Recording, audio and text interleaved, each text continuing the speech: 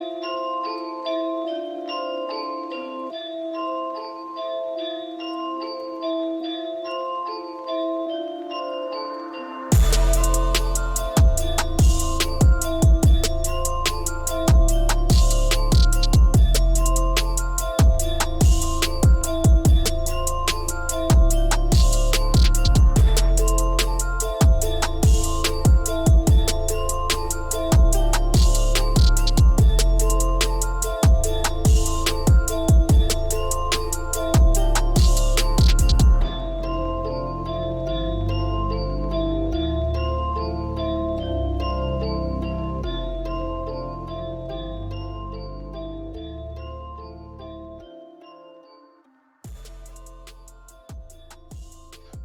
is going on, everyone? Thank you so much for joining us for another presentation of the Intel Inspires and AVGL Future Gaming Stars Overwatch 2 National Championships. My name is Kyler.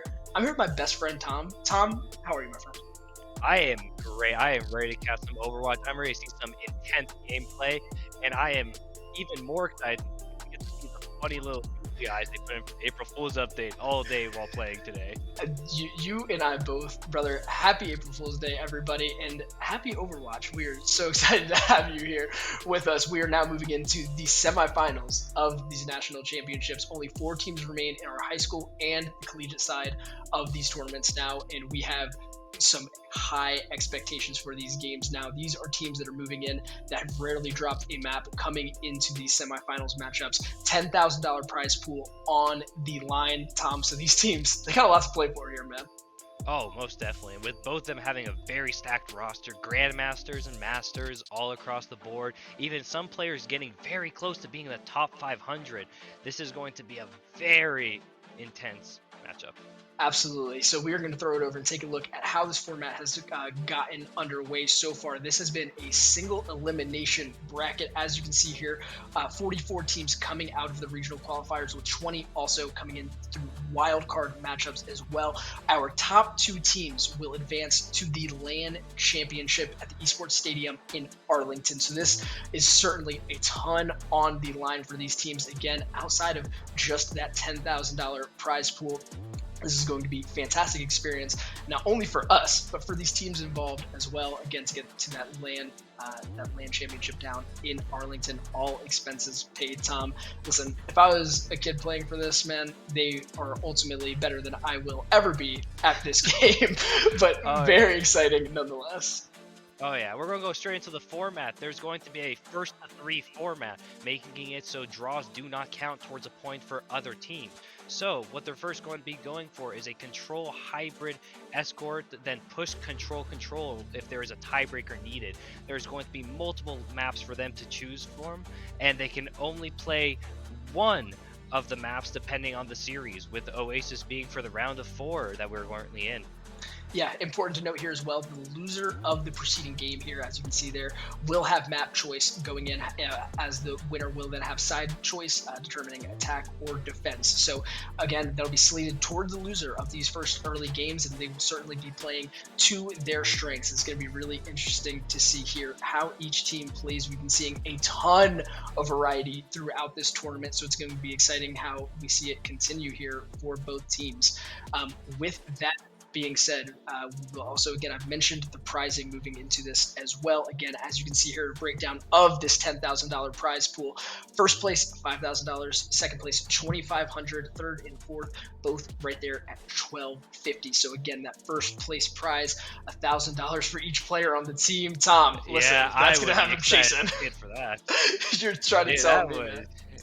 I can imagine myself out there in high school. I can walk into school with $1,000. I'm instantly the most popular kid right there.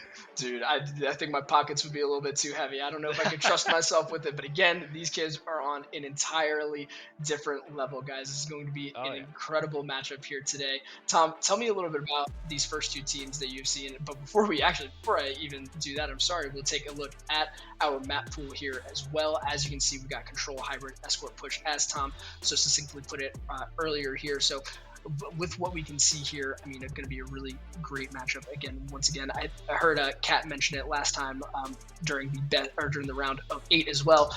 No Antarctica in here, so it's going to be interesting to see, with that being one of the newer maps, Tom, how both of these teams will kind of adjust to that here.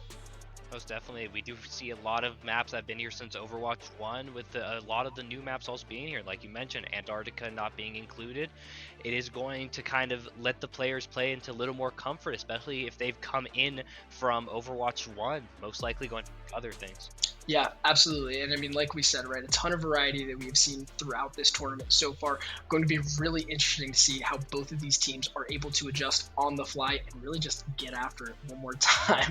But again, this semifinal matchup that we'll be spectating today is going to be between Rockland High School and Deerfield. Tom, you told me a little bit about them earlier coming into this. You mentioned the Grand Master level of these teams, with some of them being really just a few points outside of top 500. Tell me a little bit more about kind of where you're expecting that. I'm expecting, honestly, looking at both teams off of just their leveling alone and how advanced they are within the teams, I'm expecting for Rockland to kind of take this series. Most of their players are sitting around the high Grandmaster tier, with someone I do want to point on to is Hex, who I can see being a very interesting flex pick, as he is Master tier in all roles and Grandmaster as support, kind of putting him wherever they need. Could be very interesting. It's certainly going to be really interesting. Both these teams have not dropped a map coming into this semifinal matchup, so we certainly have a titanic matchup on our hands here. But none of this would be possible without the title sponsor here, Intel. Intel Inspires is made possible by Intel.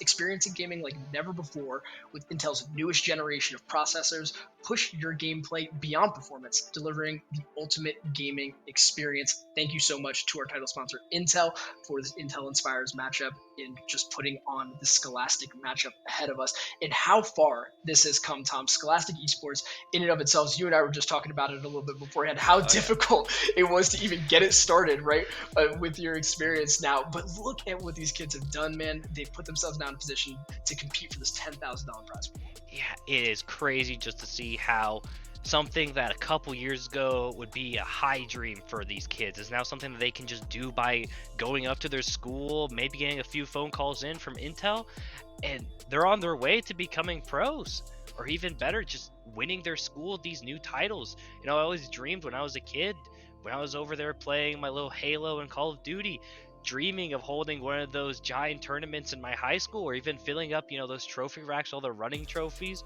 with maybe something that just says Overwatch on it. And now all these kids in high school have those dreams that they can just come true.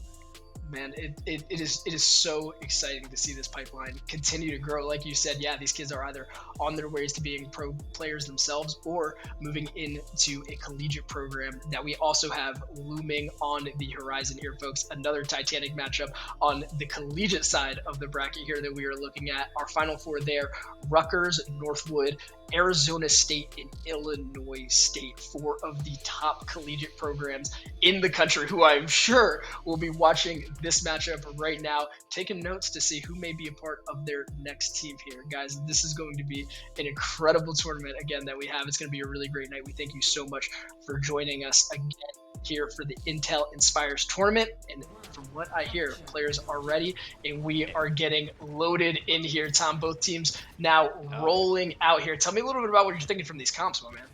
I mean, off of these alone, we both see very similar comps, going in with a very safe pick of Reinhardt here with his amazing Earth Shatter ability on this map, the tight spaces, allowing both A and him to kind of hop on each other together. But I do want to take a quick note to the one distinct difference. While the Warriors from Deerfield seem to have taken the choice of the Baptiste, we do see Lucio coming in from Rockland High School instead, going for more of an aggressive push. And just like I said with the aggressive push, they got the team ace right there with some really great picks. Yeah, an incredible start there by Deerfield. Both these teams, yeah, really on these mirrored comps. Again, very brawly here that you would like to see. And again, look at Deerfield just pushing the pace so early here, getting that wall off there. Very nice wall going in through there. They're pushing in, they're hammering over, but the May wall from the opposing team just comes in and walls them straight off. We do see them trying to fight back and forth and just jumping in and out of that little corner, but we'll have to see who can get in the first big kill. the invisibility field goes in through, and we have Earthshatter coming in from Lily, looking to hit it on no one because of the Mei wall coming in through. Meanwhile, we see another Earthshatter coming in for Masmer with a 5K on the board, and that is a very quick team kill straight after a first one. The shatter by Masmer was absolutely massive, but I need to call out again the wall by Mint there to open it up and deny the shatter from Lily over Rockland. As you can see now, both teams moving forward. Deerfield really pushing the pace here. The support line getting so much value here. Punch with a massive beat to allow the team to engage. And Reckless on this Cassidy is just an absolute demon so far. Has been all over the kill feed. Definitely going to be one to continue to watch out for, as they have shown throughout this entire tournament. So far, Deerfield here looking dominant so far, Tom. Most definitely. And we have to see Rockland, though. They do have the High Noon waiting to activate, and there it is from Reckless instead of Imagine, who I expected to be imagining a very good High Noon here, but it just did not go through. Now we do see that they are losing a player, as Mookie has gone down from a few of the builds in the Hunter area. On the side, it's almost a fully charged ultimate here. Have to see. They do. Another Earthshatter coming in from Rockland, and it does get the Lucio, but it seems like all they're able to get is that and deny the guaranteed sweep.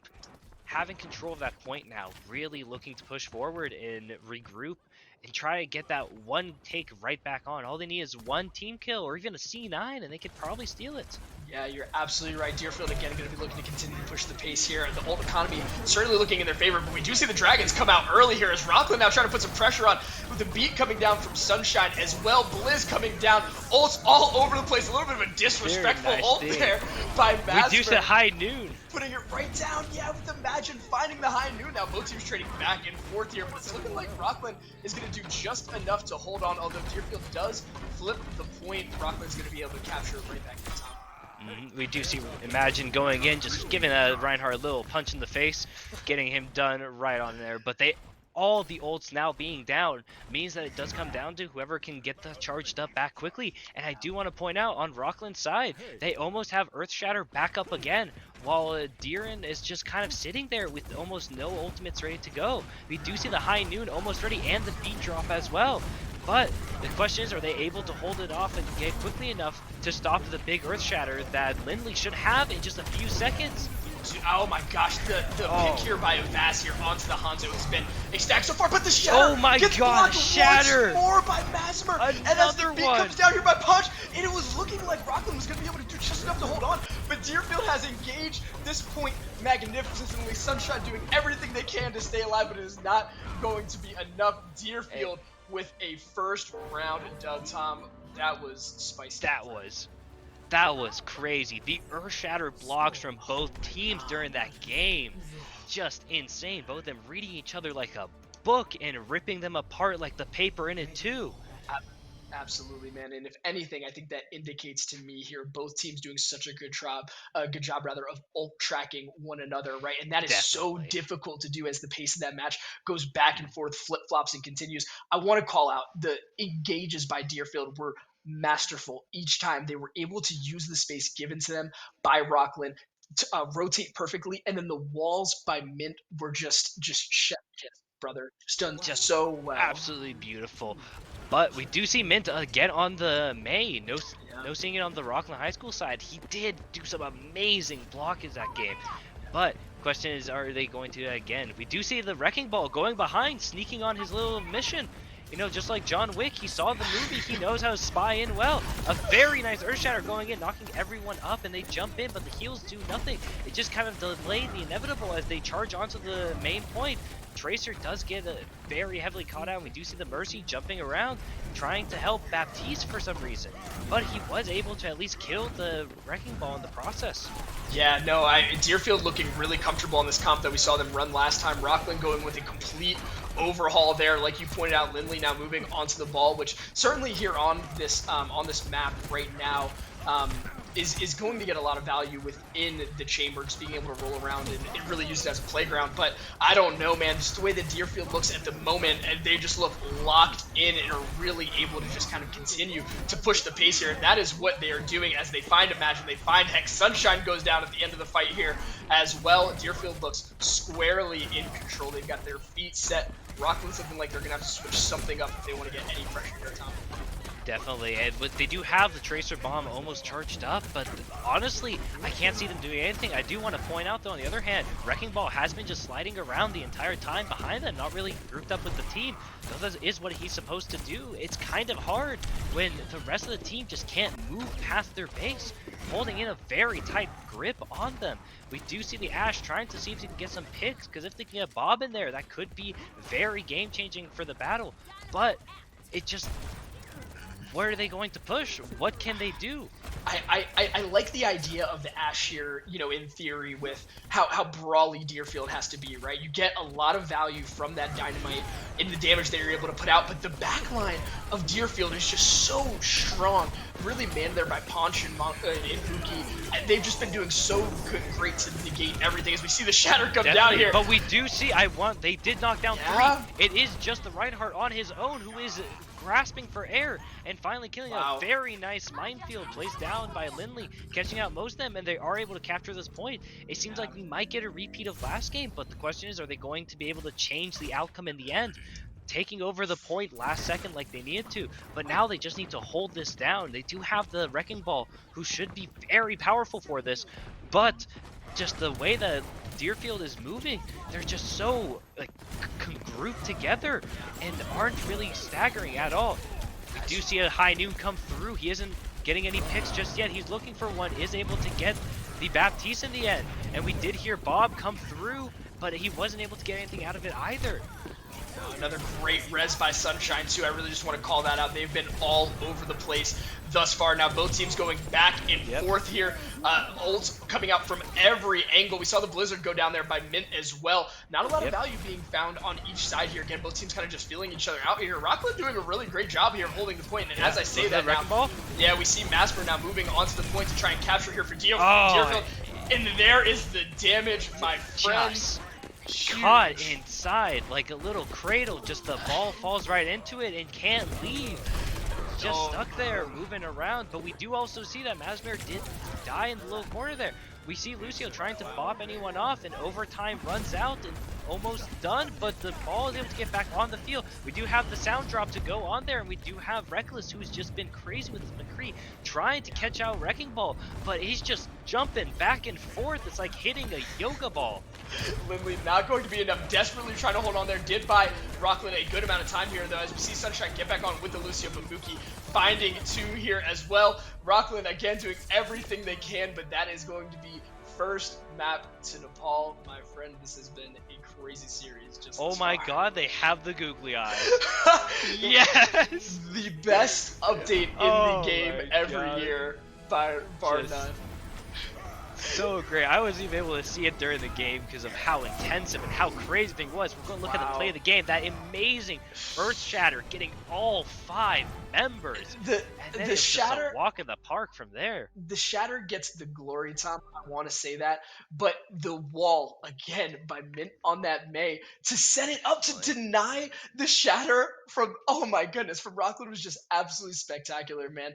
Really great plays here. Deerfield definitely looking like the stronger team as of thus far. If anything, I would say the more comfortable team, I think is the fair way to put it, right? They were just commanding space. They didn't switch anything up going in from that first round to the second because they didn't really need to. I like the flexibility there from Rockland to give it an attempt to try and switch over, try to put some more pressure onto Deerfield's brawl. But I mean, from what I can tell so far, the only way that Rockland's really been able to get any pressure going is when Deerfield really overextends themselves into spawn.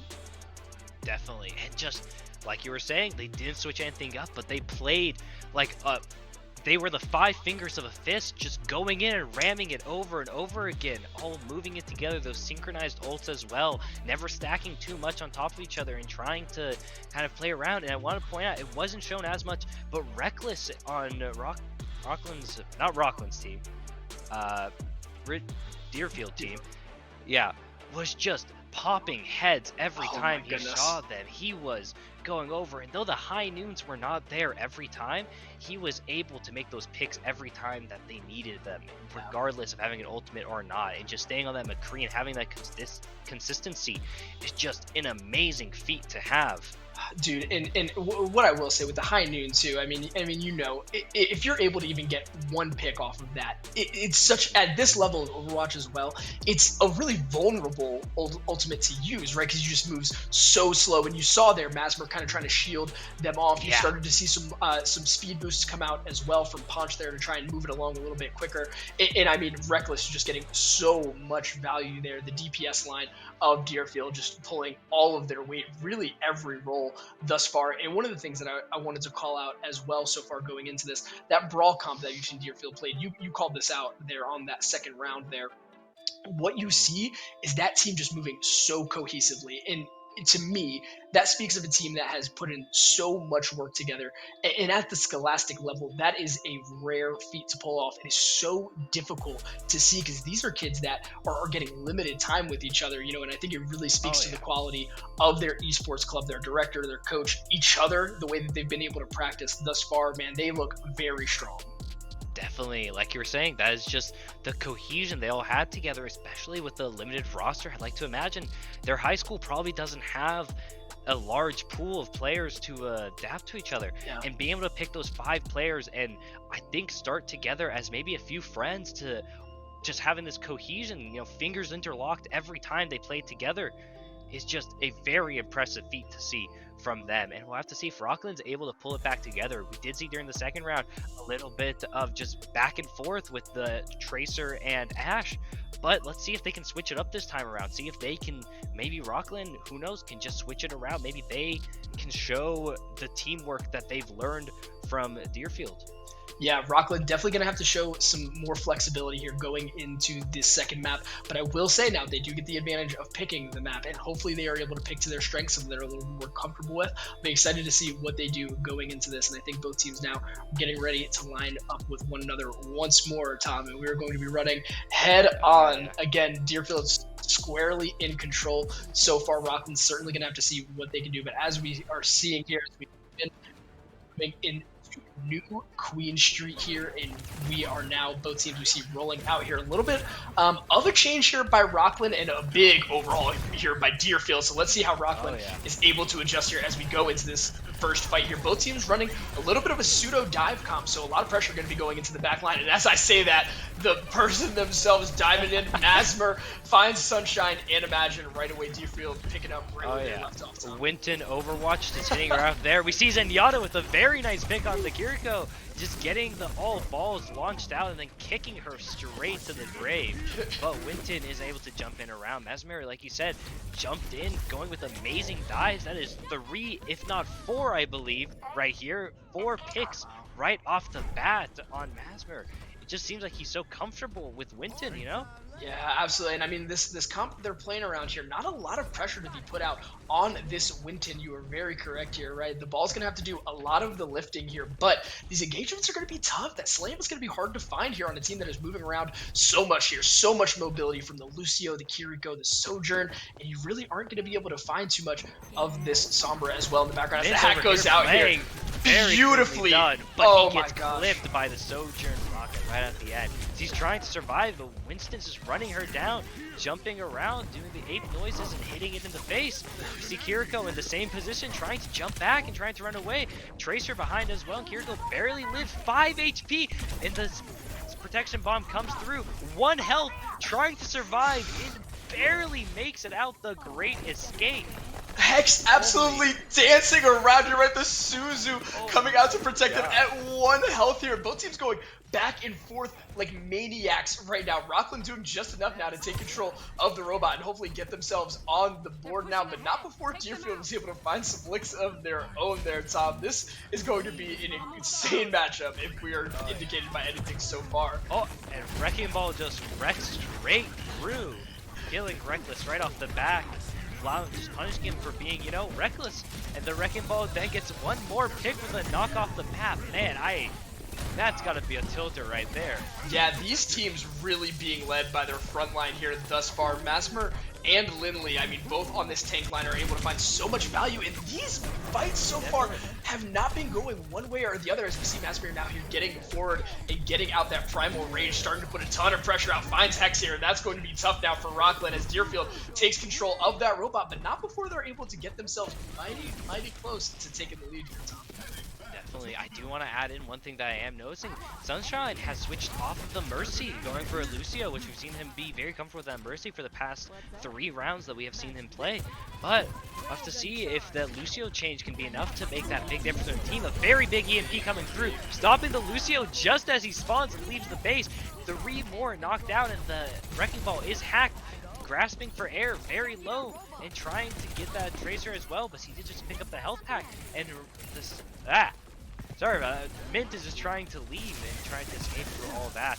Dude, this is breathtaking Overwatch. I don't mind you having to take a break, dude. This is completely understandable with the way that these fights are going back and forth. Mint on the Sombra, I think, is really going to be the story of this map as it continues to play out here, because Lindley playing that ball right into the Sombra is going to be very dangerous. And I'm surprised that we haven't seen more hacks onto the ball thus far, but that's because of the way that, again, we talked about Deerfield's cohesion and how they're really kind of starting to point out targets here. You saw a little bit of that pressure go in earlier when Sunshine was on the Mercy. You saw the hack and then the dive right on, but here we go. The hack goes onto the ball in the back line. Lindley been fighting a lot of pressure so far, but not any more. Reckless finds that right click and puts them down early here. Deerfield now has an opportunity to push forward, but not before the ult comes down here by Hex. Yep, but it's looking like the pressure is just gonna, rather, I apologize. Mookie put that out, and Deerfield is going to continue to push in on that now. Deerfield pushing forward, finding picks all over the kill feed here, and that is going to be enough for them to now continue to expand this lead here. A very nice Kitsune rush from there, allowing them to push past that point. And we do see a pause, though. It seems Mint has randomly disconnected. Mint Wow. really playing into the role of that Sombra, maybe got hacked themselves there. Right, that's what we were seeing as they continue. DDoSing IRL. Yeah, there's just, the skill level was just too high. They had to take a little bit of a break. But going into this new Queen Street game as of thus far, Tom, I mean, I really like to see that both these teams are flexible in their roles and they're able to kind of jump around and show the depth of their hero pool here. I've been really impressed by Masmer on that tank line. We were talking about it a little bit. We saw them on the Reinhardt, on Nepal here, but now moving into New Queen Street, they needed to switch up a little bit of something. Again, you know, Ryan isn't going to be nearly as effective on this map with just the length of the lanes, the high ground. So much to have to do. So I've been really impressed to see how they've been able to adapt thus far. Yeah, he has been doing really amazingly. Woo! We see the game going back through as we see Sojourn with a very nice ultimate ability trying to hit Lucio, but kind of getting chased down by Lindley over there on the Wrecking Ball.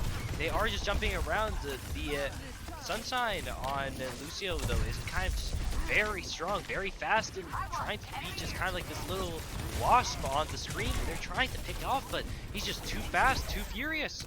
We do see a very nice pick from Imagine on Mookie, denying them one support, and that could be very big, especially as they are forced to use ultimates just to survive, but they don't get anything off of it. Minty is trying to leave and trying to get Masmer to walk him out, but they are in a very tough position, both of them grasping for air with barely any HP left. And Masmer just being a demon up there, just trying to survive for as long as possible, and buys Deerfield enough time to now get that score up to 101 and has expanded that lead greatly. But Rocklin now, look at that ult economy here, Tom. They certainly have them in their back pockets. They've got a couple of fights that are winnable now, depending on how they lay this out. Most definitely. Kitsune Rush also stacking along with Sojourn's ultimate is going to be very powerful. And as I say that, I think casting Curse is just, Imagine gets the one shot straight from behind. The dive coordination here from Deerfield has been unbelievable. The discipline in which they follow that hack has been spectacular. They probably knew there, again, we talked about the ult tracking, they may have known that Imagine is on that overclock here. So dangerous in the hands of a good Sojourn that we have seen here from Imagine and from Reckless thus far. As I say that here, Hex finds Mookie, but Masmer finds Vast to trade, and now both teams again try to fight for control of this robot here, Tom. Yeah, and we see over here, there's the Kitsune Rush coming in through, and the overclock also coming in through, but Deerfield are just able to jump out. imagine trying to get something out of it, trying to get some value out of the ultimate. They're even stacking the ultimate, the Wrecking Ball minefield, but they aren't able to do as much as I would hope. They are able to take back the point and kill 3 of the 5 members on Deerfield, but Deerfield now has the ultimate advantage here, both with Kitsune Rush Kitsune Rush is up, and Reckless and Mesmer almost having their ultimate abilities up as well, with a very nice turnaround that they can just kind of push it past their point and just win off of those 3 ults alone. Yeah, I know, you saw there. Imagine wasn't able to get much with the overclock, but it didn't even matter. Rocklin was able to take advantage, and nonetheless, a great zoning ult there by Lindley with the minefield to allow them to buy some space and continue to move forward there. As we see the Tracer Pulse Bomb go out, isn't able to find anybody just yet. This is dangerous for Mint to try and take this, but Hex wins the 1v1 there. Said, get out of my back line, I can handle this myself, and thus they did. Mint now going down here, but Deerfield is in control of the robot, trying to lose by themselves some time. Rockland gonna need to do something here to try to close the gap. Certainly still enough time here, 2 minutes remaining, but Deerfield still looking squarely in control as of thus far, my friend. It does seem that Lindley also did just get booped off the edge, or maybe he just didn't grab on something, seeing him fall in the kill feed. I do also want to point out real quick, as Masmer just gets one-shot instantly, there was Mookie who had some really great 1v1s with Tracer, and we're getting to see that again. Tracer last time losing that fight as Avaz tried to hit his shots and rewind, but Mookie was just kept on hitting the headshots and only headshots. Yeah, no, you love to see the ego challenges by the flankers moving into the Kirikos, right? These Kirikos with such damage capability here with the headshot multiplier. You see this all the time in the hands of a capable Kiriko. You are never safe as you see the damage start pouring in here. We see Lindley now swap onto the Mirror Monkey as well. Kitsune Rush now coming out here by Mookie for Deerfield, and now we see Deerfield just running over Rockland. Every single person knocked out, and Mesmer and Reckless both still have their ultimates ready. That overclock and just the ultimates could just be so huge here. They just need to get the robot to reach that checkpoint. Then one win of a fight can just end the game, as Rockland kind of has their backs against the wall. A minute left on the timer, and they need to make up 70 meters worth of space. And Mint almost has the EMP ready to go, going to hold on to it, and ends up using it in the end. A very nice EMP that gets caught out for it. The base does drop on Rockland as they're able to get a team kill in response to Mint's flanks. Yeah, Hex really utilizing that Kitsune Rush. Rockland doing a great job to take advantage there. Great beat there by Sunshine as well. We've really got to talk more about this Rockland support line. Been doing everything that they can, especially here on New Queen Street, to keep their team in. Been doing a great job thus far. Rockland still has life in them yet. It is coming down to the wire now. Deerfield 3 ults in their pockets. That's going to be tough to overcome. Imagine going to be trying to queue up their ult quickly here to try and give Rockland a chance, as we see the dive from Masper come here. And now the Primal Rage will likely be online as well. But Imagine goes down, and that's going to be brutal for Rockland now, not having that ult. Get one more. Oh my goodness, Masper. Baz does have the bomb. He's looking for someone to put it on. He just needs one more, and then he can get the big pick. But no one dies from Avaz's bomb. It is overtime right now. Deerfield just needs to stop them from pushing the robot, and they just keep on getting on it as Deerfield pushes them off. The ultimate does come through on Mesmer. He's trying to knock everyone off, and he's able to just barely make it as Deerfield wins the second match. That was unbelievable. Masper didn't even need to use the Primal Rage until so late until that fight. Really, like you said, just to clear Rockland off of the point. I mean, Deerfield has now jumped out to a commanding 2-0 lead in this series thus far. Just a reminder, folks, these are best of 5 series, so this is now officially match point for Deerfield moving in to this third map. Rockland will have another opportunity to pick a map that'll be favorable to them. We'll see if maybe New Queen Street was their second map. They may have a stronger map in their back pocket now moving into this. But Tom, I mean, if I'm a betting man, Deerfield has looked very strong thus far. Rockfield certainly has shown where they can win fights. They've looked strong and really gotten team kills when they're absorbing some of that pressure, using a little bit more of a counter-attacking method, but they're just not able to get on the front foot and put points on the board against this really strong Deerfield team. Yeah, and like you're saying, they are showing those winning in fights, and I feel like as the games continue on, I'm seeing Rockfield just get better and better, but they still have this little mountain to climb to catch up. Though I love myself a good underdog story, and I would love to see Rockland come back through and get that reverse sweep of 3 matches in a row. But like you said, a betting man, and you always bet on the thing you want to win. I kind of want to see Deerfield win. I think they deserve those finals. And I want to actually point out something I had pulled up on my screen earlier was Mesmir. As we were talking about their Grandmaster team, Mesmir is actually the player I was talking to earlier who is nearly in the top 500. A high school player over here just able to do so amazing. I could see him on the next American team, maybe even London Spitfire in the future. Just seeing him pop in and out on that Winston, just amazing picks there, especially at the early game, just able to get those 3 kills right off the bat, just pushing that advantage forward, and they were able to hold on to that advantage they had, though they weren't able to get a dominant guaranteed win with the push, but they were able to push it to just overtime and just hold them by their necks the entire time. Yeah, man. In a match filled with talent from both teams thus far, Massmer has certainly risen to the top in terms of just players that you're really able to see stand out thus far. Has been looking very strong, has shown great depth as well. We pointed out they were on the Rhine in that first map and then had moved into the Winton there on New Queen Street. And again, just been showing so much ability. But Deerfield here, yeah, has looked very strong. And one of the things I wanted to point out here now as we move into our third map here is going to be very interesting to see how both teams are able to adjust now on this hybrid map. But Rockland, both of these teams have not dropped a map again this entire tournament. So this is going to be a really difficult position to come from, right? If you are Rockland, you haven't been in this position just yet throughout this tournament. You've really got to show some heart, do something that you haven't done just yet. But we will definitely be seeing what they'll be doing again, certainly fitting the underdog role filling into this game here as Deerfield is able to handle this first push here and really set themselves up on defense well. Definitely. I do want to point out Deerfield does have Mookie on the Ana. Now, I don't know if you... Now, I personally love Ana. He's my main in Overwatch. So I'm very excited to see that come through. And with the sleep darts that he can hit on Wrecking Ball, every time he goes in, he just has the denial so easily available whenever he feels like it. Yeah, The yeah. questions are... Absolutely no, and I mean Ponch is certainly going to be playing the role here of the Ana defender, right? Great hack there by Mint. Man, to deny what that slam was going to be dangerous onto the back line, and that is going to be Mint's role here as they are able to counter hack Imagine and find the pick there as well. Definitely. The two Sombras on both teams are going to be just sitting over there being a nuisance to each other. But Mint being very comfortable on the Sombra, seeing it from last match as well, we can very easily see him just getting those amazing hacks like the Wrecking Ball play that he just had earlier. So Imagine has some big boots to kind of fill into.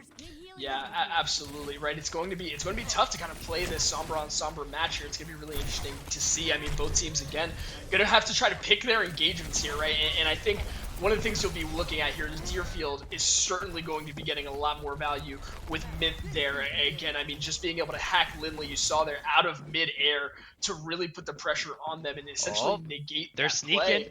Oh, they're sneaking around. They've got a little setup here, but Mint, they're hiding. But Mint and the rest of Deerfield are just cleaning it up here, so it's going to be tough. We'll see if Rockland is able to go ahead and even get through the choke now with 2 of their players out.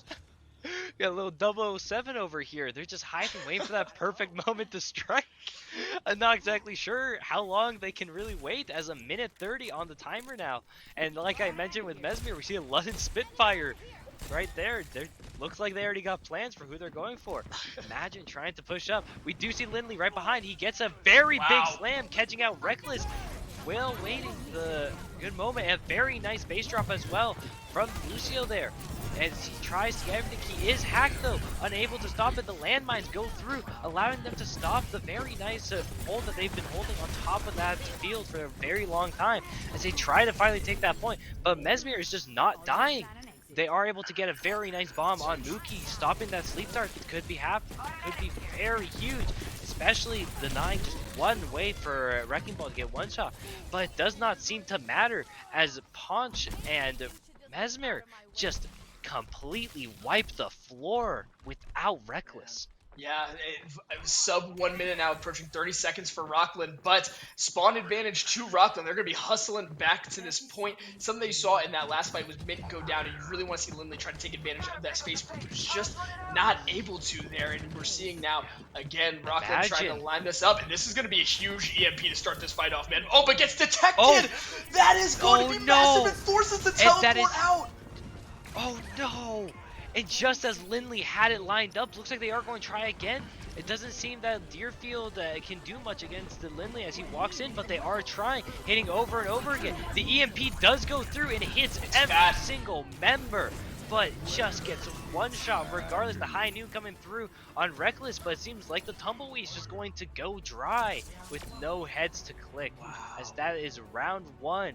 0% on the point. Hard Wow. Ike involved here. Deerfield, just a brutal setup there for Rockland. I mean, you just absolutely hate to see that. Just an awesome opportunity there to get that EMP off, but just you saw the detection come through.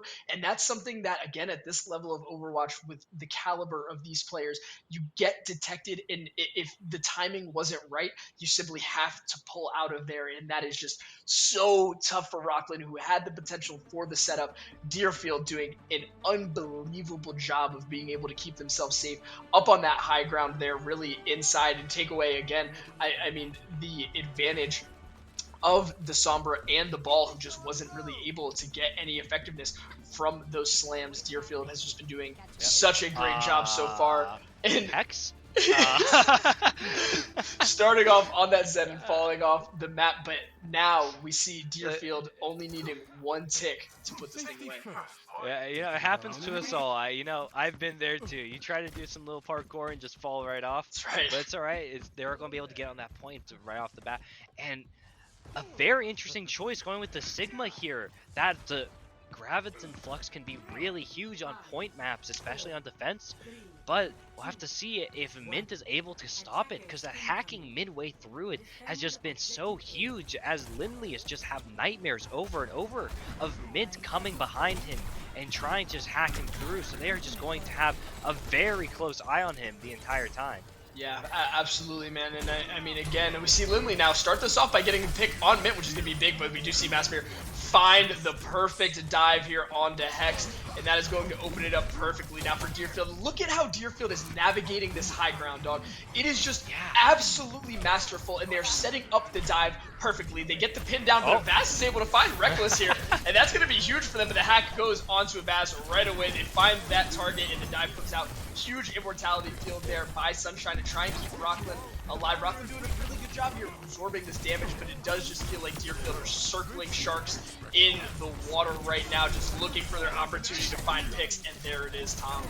Jumping in over and over. Masmir is just able to get one after another. Very good use of the jump and able to capture the point, and that's it.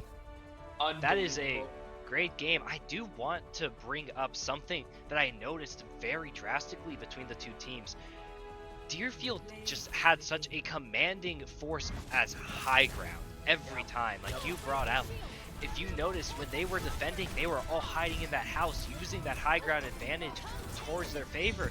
And though Rockland was trying to jump back on and respond to it, they just were never able to. Yeah, absolutely. It was just so hard to really break the defense. You saw Ponch there move into the Brigia role, the defender of that Ana, and just did such a great job to shore up the flanks and make sure that nothing was going to be able to get done to the back line there. Great game there to Rockland. Great tournament thus far. Fourth place, nothing to be upset about. Again, punch that ticket there for $1,200. Great game and great luck to Deerfield now as they move into our finals there down in Arlington. But folks, we have again a Titanic collegiate matchup coming for you next. Before we do that, we're going to jump to a quick commercial break. We'll be right back for you.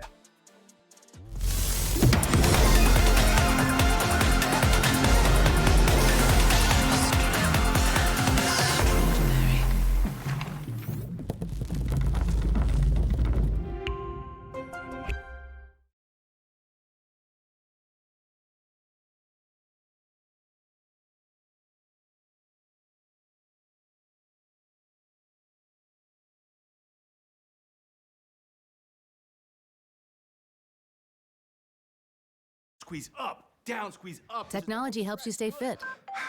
Sorry, I gotta take this call. What about our quads? But to keep your hybrid workforce in shape, you need more than technology. You need Intel and CDW. We can custom configure PCs on the Intel vPro platform. I can custom configure your abs. Hardware-based security and remote manageability let you monitor and protect devices. This is so nice. That's so nice. Your mother is gonna love her, by the way. Oh boy. Intel vPro makes secure remote management possible. CDW makes it powerful.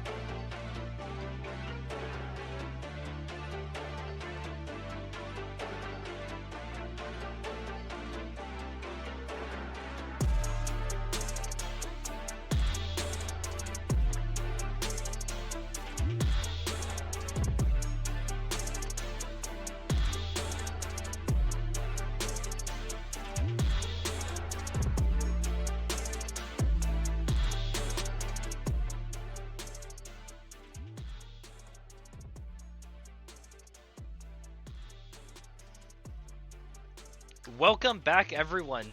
We are here once again with my good friend Kyler. How are you doing, buddy? Brother, I have never been better. It is a pleasure to share this panel with you, man. I'm having a fantastic time, and I cannot wait for the second portion of the stream, man. Oh yeah, we have here some very, very long rivalry, or I guess very long-winded history with Northwood and Rutgers. Kind of an underdog story that we were talking about earlier. Kyler, you were filling me in on Northwood's just back-to-back victories. In Rutgers, though they are kind of lesser or have a smaller trophy case, they still have been showing a very dominating performance in the series, yet to drop a single game. Dude, it is going to be a wonderful matchup that we have here ahead of us. Like you said, Northwood, one of the most dominant teams in the country, one of the most dominant esports programs in the entire country. It's going to be very exciting to see, but Rutgers has been on the up and the up here for Overwatch. So an underdog story, but certainly one with some bite. Definitely. And an underdog story I want to take on the go as I thank our sponsor ASUS. The Republic of Gamers is the leading gaming brand, empowering gamers with the ultimate esports experience.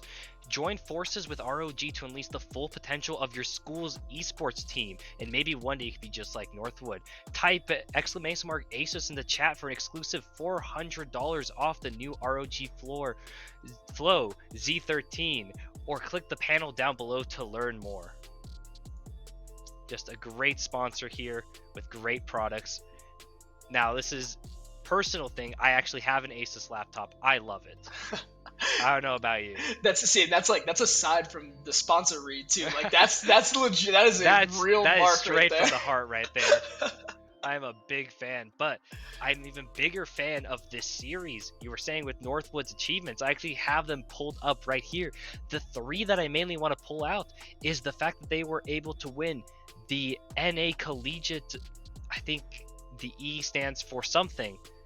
You had it listed out earlier, Kyler. We're talking about NACE, yeah, we're talking about the National NACE. Association of Collegiate Esports Star League. There we right go. on, Sorry for that. But they won the NACE National Championships back in 2020, in addition to winning the NACE Star League in 2021, and also the Fall NECC Champions, which is similar to NACE as well. Yeah, it is just going to be a great matchup here as we start getting ready to load into game here. I'm so glad that you shouted that out, man, because Northwood, again, pretty undisputedly one of the top 3 Overwatch teams in the country currently. I think you can make an argument for 2, and I think you can make an argument for number 1 as well. But there's one of the Titans on the other side, and that is Illinois State, the Redbirds, who are going to be watching this game right now. And shout out to them as well. They were going to be competing in the Overwatch League Pro-Am tonight, which just speaks to the caliber of their play. That is definitely a big jump. They are serious, but they're having some extreme weather, so be safe out there, guys. We'll be thinking of you and hope to see you playing very soon as we get underway here. Great comps by both teams. Yeah, I want to see you break this down a little bit, but already the action is kicking off, my friend. It's just going in. Wow, 2 picks right off the bat with Boat getting a nice headshot onto neutral, and Vega with a nice boop on the Tracer, just knocking her right off, giving them the numbers advantage that Northwood wanted right off the bat. We do see Wrecking Ball trying to go in along and trying to stop Thing, as Ana is able to pick up the very nice pick of Baptiste, and we do see Cowman also just giving a nice little punch to Parzival right in the face. We see Iron Man going in with a very nice teleported hack, trying to go back and forth, but Northwood currently has the point and is just pushing forward. A very nice Hanzo as well, going in for a lot of headshots on both, but he just gets picked off as he's trying to escape through Rutgers' recapture. Yeah, I mean, this is what we were talking about, right? Coming into this, Northwood looks really strong coming into this first fight, but Rutgers are going to be battling back here. This is a team that just recently beat that Illinois State team that I was talking about 2-1, so they have that bite within them. This, again, is an underdog story, but certainly not one without some fight within it, as we see Northwood again start to engage here, going in behind the window here of CJ. Yeah, very nice. Very nice sticky bomb onto it, but the invulnerability field is able to save him just barely. We do see a Mantra going in with a pummel form right onto them, and the barrier going up as he is just getting healed and shot over and over again. They're just trying to kill him, but he is not dying. It is just constant backfire as the Wrecking Ball falls at Ajax. is stuck there, circling around trying to escape, but there is no escape for the hamster. Oh, it may be an accidental cue there Oh, by Rutgers there by neutral. Oh, but this is a little fight Haven at the end, and here comes Ajax getting into the end. We see the Discord go down onto Cowman. But wow, what a trade right there, Tom. Something. Yeah, we see Annihilation though going in from Cowman as he's walking around trying to suck and suck, but he's able to only get 2 out of it. Still a very nice use of it. The pummel going through as he's trying to catch down that Wrecking Ball, but he's just rolling away. Yeah. Trying to escape as they regroup, trying to retake that point. We see ultimates coming up, though Northwood has both the Tracer Bomb and the Beat Drop. We do see Rutgers ready with the bomb on Tracer and the very nice minefield they can put down. Yeah, and as you say it comes Yep. to fruition. The minefields go down, and Ajax finds CJ, and that's going to be huge now for Rutgers to open up the fight. But a big beat comes down there by Vega now to protect Northwood, and Northwood doing a really great job here with holding through this fight now, Tom. Yeah, unfortunately, Ajax was able to get all the minefields on top of the actual point, unable to really stop them if they try to jump down and do anything. Now, the Consuming Rust does come through, but they are down a player already, so they don't really have a very good use of that Consuming Rust. They are trying to do something with it as Ajax is just running for the hills, living with barely any HP, and that is the first point going to Northwood. Very, very strong performance by Northwood. Certainly what we were expecting coming into this. A little bit of unlucky strokes falling Rutgers' way, right? We saw there neutral with just the unlucky Q. And again, that trance, probably the strongest support ult in the game. So having that get thrown out early is just something that you hate to see happen. But again, I mean, you just start to minimize those big mistakes here. Again, this is going to be a long series, another best of 5. Certainly not a death blow for Rutgers just yet, man. 100%. You know, we've all been there. We've all accidentally clicked the ultimate ability. It just happens sometimes, but hopefully it doesn't break the mental too much, as we do see a very interesting switch up in team composition from Rutgers going for the same comp. I was looking at Northwood, my bad. Northwood over here does switch out to the okay, I might just be going crazy. I was going to bring up the Sumatra, but it seems they just switched out. They They pulled a little bit of a switcheroo here on us at the beginning. Yeah, they put the sim turret down early to get the jump onto point, and then Haven and Tap both went back in to swap now onto this Tracer to be able to make up for the lost ground. And as we say that, Boat is able to find neutral, and that is going to be tough losing that Zen early into this game now, as Northwood now likely goes ahead and takes first point here. Iron Man, though, gets just tapped by Vega on the Lucio. That is a very tough position to be in. You know, you always underestimate the supports until they bop you in the head and show you that they can be a DPS just like you. That's right. Now, we do see that the Northwood has the point right off the bat, holding a very nice angle, though Rutgers is playing a very badly in positioning, as they're right behind the cars, and one little boop and half their team is just knocked off. But that is the position Northwood want to hold them in. They want to scare them from leaving anywhere behind there. Yeah, Northwood doing a great job, similarly to what we saw Deerfield in that last series, right? Holding this high ground. Great dive there by Very Ajax. nice. That was beautiful the from CJ there. The peel, I mean, these lamps have just been absolutely immaculate so far. The support line, you called out Vega earlier, really putting out a ton of damage there. CJ doing the same and just able to find support exactly where it is needed. But Rutgers find a little bit of a resurgence here, getting a couple picks back for themselves here. Let's see if they're able to take advantage of this now. Now we do see the Tracer Hanzo 1v1, but he kind of just ignores it, both going for anyone else. Able to get a very nice clip onto Iron Man there, but gets punished by Ajax just jumping directly on him. You do see Ramatra trying to do what he can with the pummel, but he just puts the barrier in hopes that he can maybe live through it. He does pop Annihilation right off the bat and is trying to live through it and suck the souls out of them. But there are a lot of things just happening all at once, and with the minefield laid down, he kind of can't move. Though the minefield does get dispersed right there through the barrier. As the Wrecking Ball tries to push back through, he cannot heal due to the the stim shot. Wants to see if he can do it. Very nice knockup there from Ajax, but Boat still is alive. He's just hacked, and there he is dead. This is Overwatch, everybody. This fight is not ending. We saw the dragons, we see the beat, we see the pulse bomb, we see the annihilation. all in the span of about like 30 seconds. This is just absolutely insane gameplay Pure right insanity. And look at them as they're like flicking around Ajax and Vega.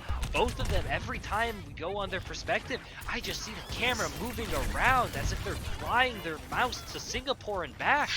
It is insane, Dude, what they are doing. both these teams really just showing their quality here, and I really think it's interesting to see the dynamic between these high school teams that we saw that have such raw talent right within them. Again, like these teams that don't maybe have the opportunity to play with each other as often as they'd like, and now we see these structured programs with some of the top players in the country. And again, this is contenders level Overwatch. Like these are people that are playing again right at that pro-am level and competing well. So just being able to see them square off head to head like this, Tom, is really just a joy, man. It is, honestly, it has been very fun to see. They're playing very well. I do want to point one of the biggest things that Ajax has been doing. He's been taking advantage of that third-person camera, holding it so he can see the enemies and alert his allies. A very smart play, very good use of that. We did see that on Reinhardt earlier in the map, but with Wrecking Ball, it's not something we see as often. Yeah, and one thing I want to call out now is we see the ult economy here on display. But with that being said, we see Boat now swap on to the Sombra to go ahead and try and counter Ajax on that ball, as all of the ults are coming out here for Rutgers. They know that they need this. A huge very trance. nice Transcendent. Oh my goodness, but the Annihilation now comes out from Cowman as well for Northwood, and this fight is going to come down to the wire. Cowman gets two, Tom. It is one on the point. They just need to kill the Wrecking Ball as Ajax is running laps around them, buying time for Tap to just get on the point as he jumps back on and off, and they're just trying to get that fly off the map. They do have overtime. He just keeps on resetting it. The timer goes down and tick, tick, boom. That is round one towards Northwood. Northwood, again, one of the best teams in the country, coming out and staking their claim on this series. Some great plays there. The googly eyes, man, I just can't. The April Fool's update, dude. Shout out Blizzard devs, by the way, man. Just an unbelievable job. But Rutgers really came through there. You saw Neutral get great value with that Transcendence there at the end, trying to just keep the team up. But Cowman, with that Annihilation, able to just will Northwood through to a first map victory, dog. Yeah, man, absolutely crazy. That was a very close battle. I want to point out right there at the end, we saw the point go back and forth, and Rutgers was able to get both rounds. They were able to get it to nearly 50%, but Northwood was always able to just get that little push back. The Annihilations coming in from Cowman were always so massive, able to get that going. It's a 3-second cooldown, but the timer keeps on refreshing every time, and it just seemed like it never ended as they were able to pull on that. Ajax also have seen some really amazing minefields, but just seeing Cowman's use of Ramacha's kit around it was just amazing. Dude, Ramatra, one of the newer tanks to the game, and certainly one of the best, has elevated up to that S tier very, very quickly. And you can see why when in the hands of a player like Cowman, when you're able to really just cycle between Nemesis mode, charges that Annihilation ult so fast, which you've called out multiple times, just sucks the life out of the team around you. And if they're able to stay in it, you're able to stay in ult. So it has been really getting a ton of value here. And I mean, Northwood, again, looking very, very dominant here on this first map. Now, I do want to add one little thing going to Rutgers. I wanted to point out Tap. I was paying a lot of attention to them during the play, and they were just impossible to hit. Jumping in and out, constant with the Tracer. It just seemed like it was like a little fly, you know, going across your house. They were trying to swat it, but he was able to stay alive for so long in all the moments that mattered, even there at that last moment, holding the overtime point for nearly 15 seconds straight. On Tracer of all people too. You are about as squishy as a piece of paper. You're gonna get ripped in half so easily, but he was able to just zoom in and out perfectly every time. Tap, a spectacular player, actually a transfer from Harrisburg University Storm, another one of the pioneers in the collegiate esports space, one of the top Overwatch teams in the country. So him now moving on to Rutgers, the rich certainly now get richer with Rutgers taking in Tap. Again, one of those key elements, one of the kryptonites to allowing them to defeat Illinois State. You pointed him out well. He's going to be one of the standout performers here as the series continues on, my friend. Yep. And also Vega on Northwood with his support performance has also been just incredible. Getting those amazing picks between the Zenyatta and also just the Lucio. yeah, going back and forth, booping them, hitting them, kind of living in their nightmares, trying to make sure the DPS did not have any free shots, despite Hanzo's abilities. I believe that was Boat that was on him, hitting heads. That shot he had on the DPSs every time were so incredible. Dude, this is the mechanical ability of the players that we're about to see Oh, yeah. throughout this series are going to continue to just blow us away the entire Every time. time. Every single time. There's going to be so many plays just point out and see, and you really said it. I mean, we saw that from every level of every team, right? The support line of Northwood, I mean, I just can't say enough about. We saw fights won single-handedly due to Oh, a yeah. perfectly timed lamp in both of those So rounds smart. there. Amazing. And I mean, it's crazy, like, just having that ability on cooldown, being able to negate the ultimate ability of Rutgers, right? Just really be able to get those out there has been great. As we now load in to our second map here, it is going to be Blizzard World, it is going to be a hybrid, and it is going to be down to the wire once more, folks. That is going to be a very fun map. You know, Blizzard World is actually one of my favorite maps personally, Great just taste. because of all the Hearthstone, like, little Easter eggs hiding in there in World of Warcraft.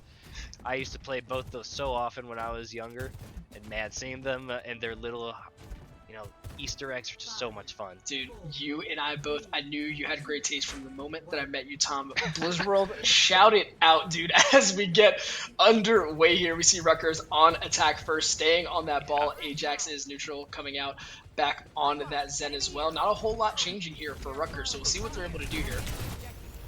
We do see, though, the Sombra coming through on Rutgers' team, while Northwood is responding with Boat on the... Oh, shoot, I forgot her name. How did I blink out on this? Soldier! Save me! Sojourn! There we go, there we go. It's best to forget sometimes. You know, the nightmares of early Overwatch 2 days really get me scared every time I see a Sojourn. That's real. But we'll have to see if Rutgers is able to be just as scared as Boat is able to get one of those picks very quickly. But tap on the Tracer again. Very nice, very quick, and very impressive going in and out with the damage. Haven trying to respond by getting on the on tap as well. But tap and him are just jumping back and forth. You almost can't keep up. CJ has window already. CJ That is- generated a window like an absolute animal that fight, and I mean, he's just been a demon on this Baptiste as they clean up And the then last kill. kill. Like, I mean, what can you say? I really like this comp pick from Northwood here, man. The D.Va is just really going to allow them to take advantage of the high ground and really utilize that defense matrix to eat up so much of what Neutral's going to be able to throw out there, as well as try to negate a lot of what Tap is going to do. Also, as you see, Northwood starts this thing off hot. They've already got 3 ults in their back pocket going into the second fight. Definitely, but they do need to keep track. Neutral does have his ultimate at 75%. That Transcendence is really big into every D.Va ult and everything that they have on their team. So the question is just if they can hold off or if they can play against that ultimate. They need to force Transcendence to pop early, or they need to go in now. Yeah. That is what they mainly focus on, as Neutral does Wow. just get one shot. We see the minefield go down, but they are able to just leave. Ajax not able to get anyone out of it. A very nice sleep dart, though, coming through on Parzival, able to stop the D.Va from doing anything. They are capturing the point. It is 2 people on point. D.Va goes back into contested, trying to do what he can. Cowman has the ultimate, and the bomb goes through from Tap onto CJ. Now they just Transcendence is popped on Vega, though. Neutral has it up now. And now the question is Cowman risky enough to pop it when need be? There it is. That could be a big bomb right there, but Rutgers is going to be do enough to get out of the way. Ajax is able to come through. Yeah, get that slam there, and it's looking like Rutgers might clean this thing up, Tom. It is very clean, Woo! but Boat is trying to hold off what he can. We do see the Transcendence coming through now from Neutral, Oh my God. and the barrier goes through, the extra damage coming in as Sojourn is firing left and right, trying to hit those headshots. Tap able to get a very nice pick, but now he just has to keep track of Sojourn as he's moving around in circles, trying to at least get to Vega in response. Bro, what is happening right now, bro? How did Northwood win this fight? I am trying to keep up. Your play-by-play skills are being tested to the max. That was. Oh my god! All right. Rutgers had that fight won at least 2 times, but Northwood did just enough. Boat staying on the Sojourn and just able to get picks was absolutely unreal. We see now Northwood switching a little bit to a stall comp here with Calman going onto the ball. So it's going to be really interesting to see. It's going to be tough running this ball into the Sombra of Iron Man, who now we see the picks coming out for Rutgers, and Rutgers trying to make this happen, but a huge pull spot by Haven. Pick. Oh my Very God. big, as Tap is also killed by the Sojourn. He's just able to jump around. Haven trying to get any picks as well, but again, Rutgers is missing Tap. Tap is their star player and the one who's been kind of getting all these kills, and without him, they're kind of just missing not only a DPS, but a massive lead. And there it is. Oh my, we gotta catch our breaths a little bit, Tom. Oh my man. God, that was only the first point. All right, that was first point. That was absolutely unbelievable. Well done job there by Rutgers to regain, really take advantage of again that swap that Calman made to try and touch point there. But they did just a really great job of taking advantage. You see CJ there. I love CJ there. This is what you love about Overwatch. It just never stops at any point. Listen, man, I feel that. I hate the meta as much as the next guy. You know, everybody wishes one day that everyone can play whatever they want and it'll always work. But that's just the reality. We do see Junker Queen, though, going on Calman. A very interesting pick. I could be wrong about this, but isn't Junker Queen right now one of the worst tanks in the game? You will not see a lot of Junker Queen, I think is a very fair way to say it, you know, nicely, right? It's just, you know, certainly a lot of potential there. And I mean, certainly in the hands of a player like Calman, you'll really start to see that exploited. Great mobility, pretty decent damage potential.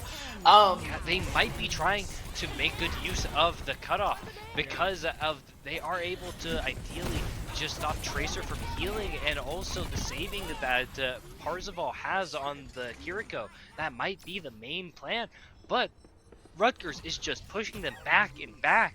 The real test of might, though, will be that final push after the first checkpoint, as that second checkpoint is a lot of corners, a lot of dips, and a very hard angle to push forward to. Yeah, but Rutgers coming in here with 4 ults online. They've definitely got the opportunity to do it. However, with that being said, we see the Trance come out early now with ults trying to go down by Rutgers. Nothing going off just yet, but we do see the EMP go down, find CJ. They get CJ out of there, who was holding on to a window, so that's going to be big. Now, fights coming through. Vega finds Tap to try and reclaim for Northwood here, but again, I have a feeling we're going to see some back and forths, but as I say that, Rutgers is able to close out second point, making a really great push here now, Tom. Definitely, but Rutgers now is missing out on all the ultimates, as Northwood has both Junker Queen's ultimate and CJ waiting to pop that barrier that he needs. While they do not have Transcendence, they might not know that Neutral is also low on Transcendence, and it has been quite a while. In theory, he should have it back up, but the question is if they're able to push that advantage real quick. It is a minute and 30 seconds left. They do need to push it through. CJ with a very nice ultimate popping in through, able to get a pick right on Ajax as soon as it happens, though he did switch over to Sigma with a Graviton Flux going to be very huge on this map, especially with all the corners they need to turn. But he needs to get a good angle there, as Junker Queen's ultimate is going to be ready to go through, and she just wants to call it up and just slice and dice right through. We do see also Haven switching off to the McCree, trying to do what he can and trying to see if maybe a High Noon could win them this fight, as Vega is instantly one-shot, and that kind of removes not only a support from the game, but also a very important form of DPS. Northwood is able to get a few revenge kills right back on it. Ajax is very low. He is absorbing all the bullets that he can to try and shield himself up as he gets back to full health miraculously from 100. He's just trying to survive every time.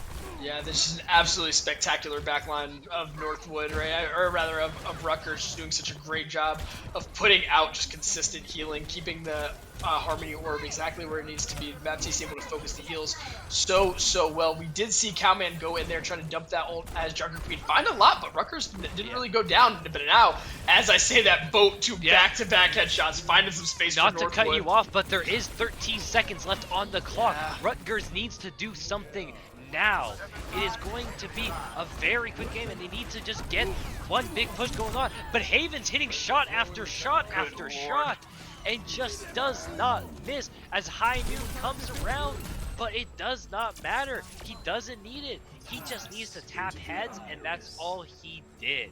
Wow, man. I mean, Northwood pulled out all the stops there to really shut it down at the end. Rutgers, though, nothing to hang their heads about. Certainly a pretty decent deep push here, but they're just really going to have to dig their heels in here on the defense of Blizzard World. Again, their pick as the losers of that first map here, so it's going to be interesting to see what they do to try and get themselves established here going into this next defense here. Tom? Definitely. Plus, I also want to point out that they were able to get the cart pretty close to the end of it. 88 meters, only 12 away from winning that match, which is very huge as that last push after the first checkpoint is very hard to get through. Just the corners, the edges on attacking, it is very hard, as we saw. So the question is Northwood going to be able to make these amazing push strategies and get these picks every time they need it to get that last bit? Because I have a feeling this might just be a repeat of what happened the last round, where they almost won, but the defense line at that last push is just so hard to break through. Yeah, no, you're really spot on, man. And the one thing that I will say is going into this, it's so hard to predict for these types of matches, right? Because it's just the mechanical ability of both teams. They are able to will themselves to a win, which is what it's felt like Northwood has just been able to do in a lot of these fights, is they just turn it on out of nowhere. We saw that really on the first point. They would be down. Rutgers would really be on the precipice of breaking through and capping point, and Northwood would just come out of nowhere. One or two people on point is all they needed to keep it going. But with all of that being said, they are now underway here. We see the D.Va come back out here by Cowman, was really excelling there for them in the last pick. We see Ajax now coming out on the Sigma as well. You called it out, the Gravitic Flux is going to be big coming out here. So we'll see exactly what happens for both teams, sort of feeling each other out going into this big rock. Haven is going to stay alive somehow as Northwood tries to now engage this point. And there we go. We do want to point out that Ajax was able to get a very nice pick on both. I want to draw attention to both of the comps of what they are trying to do. If you can see, Rutgers going again with the same comp of diving into the backline with the Sombra and Tracer, Tap and Iron Man just trying to dive in and kill the tanks instantly. But Northwood took a different approach. They're just looking to make picks. They want to get those headshots, and as I say that, Boat baits me as he switches over to the Torbjorn, with the turrets being a very interesting choice on the push, especially before they're able to get the cart on the field. Yeah, absolutely.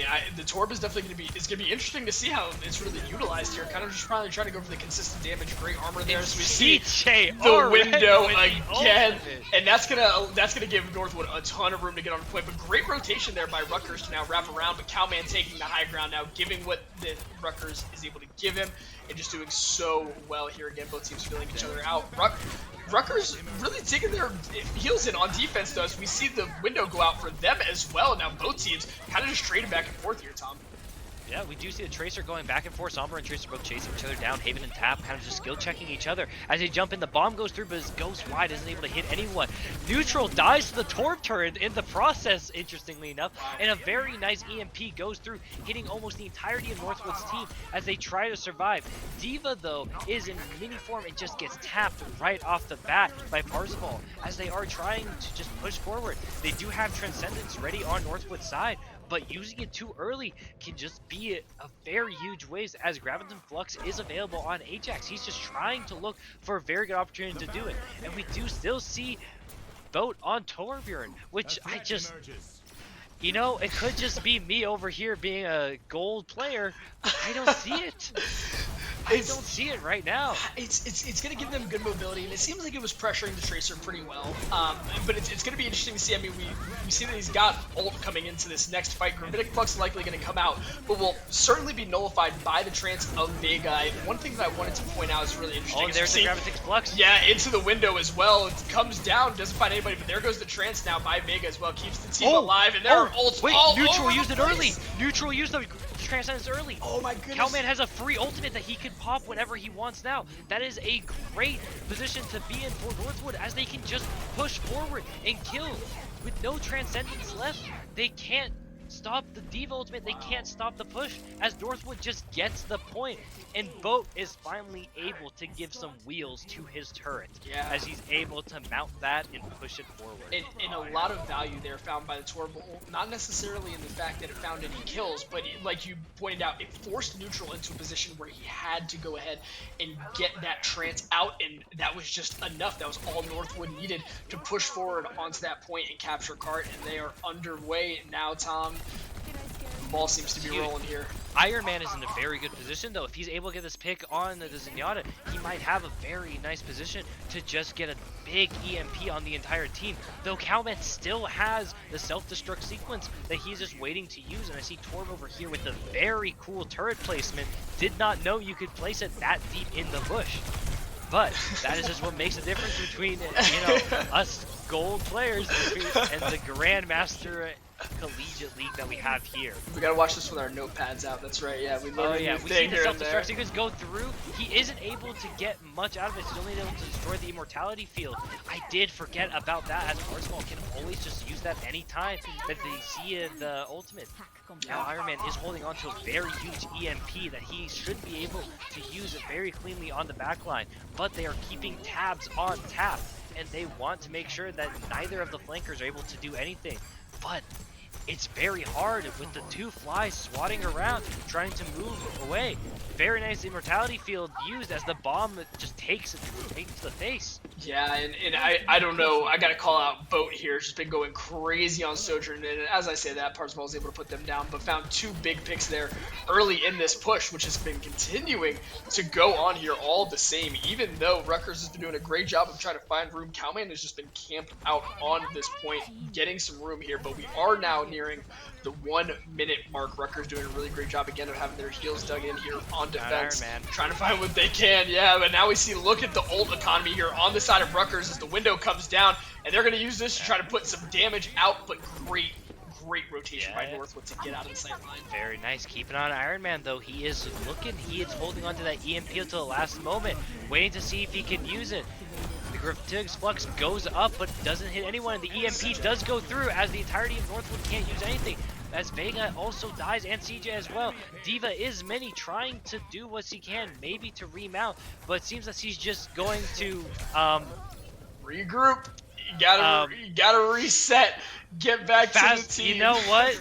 We call that an instant ult reset on Diva, alright? That's the way to do it. Let's call it that. Absolutely. Yeah, Northwood trying to gather up for one more fight here. 30 seconds left on the clock. Rutgers trying to now even this series out. Northwood going to be fighting for their life in this series to try and go ahead and keep this thing going. Rutgers done a great job as of thus far. Northwood has the advantage, 3 ults to 2 going into this fight, very close to a 4th as well, with Cowman approaching that bomb status very fast. A very nice transcendence and response instantaneously. Yeah, to really, as he hears it. Yeah, he knows that pulse bomb is coming out, and that is going to be it. They don't touch point in time. Northwood can't get there, and Rutgers evens this series out, Tom. Wow. By 0.1 seconds. You hate to see it.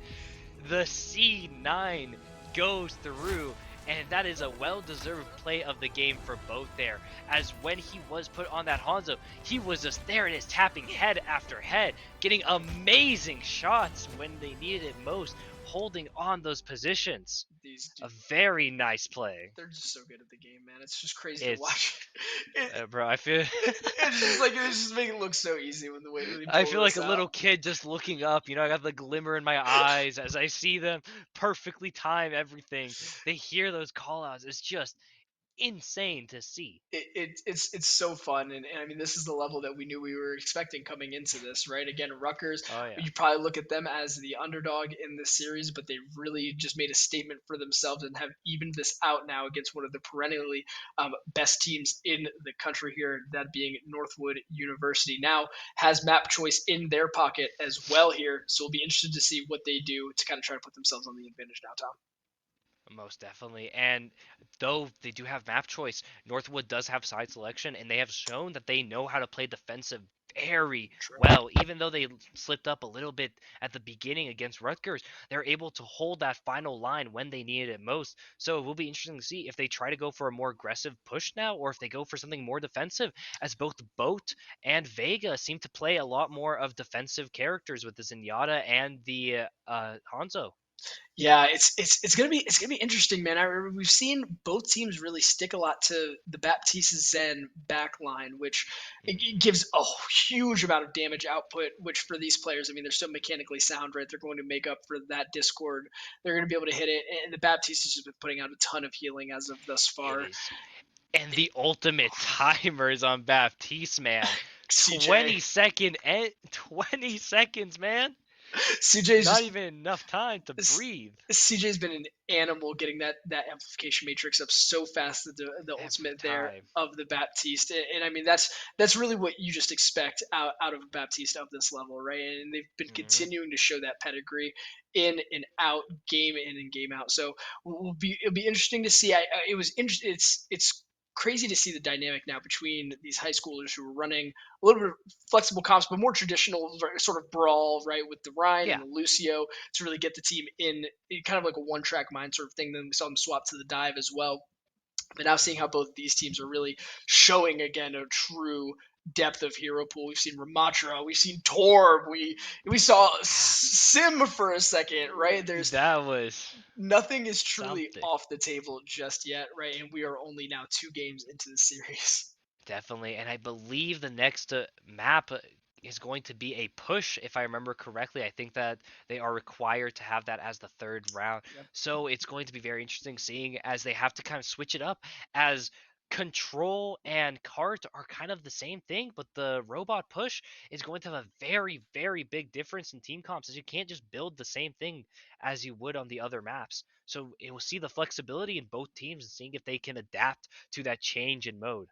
Yeah, and one of the hallmarks of these push maps, as we'll get in here to start seeing, is really, again, we talked about it a little bit during the last series, is just these very long sight lines, these long lanes that these teams have to either take advantage of or be a victim of, depending on how you want to look Oh at it. yeah. So it's going to be interesting. Again, I wouldn't be surprised if we see new Queen Street. Colossio's got, again, one of the longest Oh walkbacks yeah. in the entire game.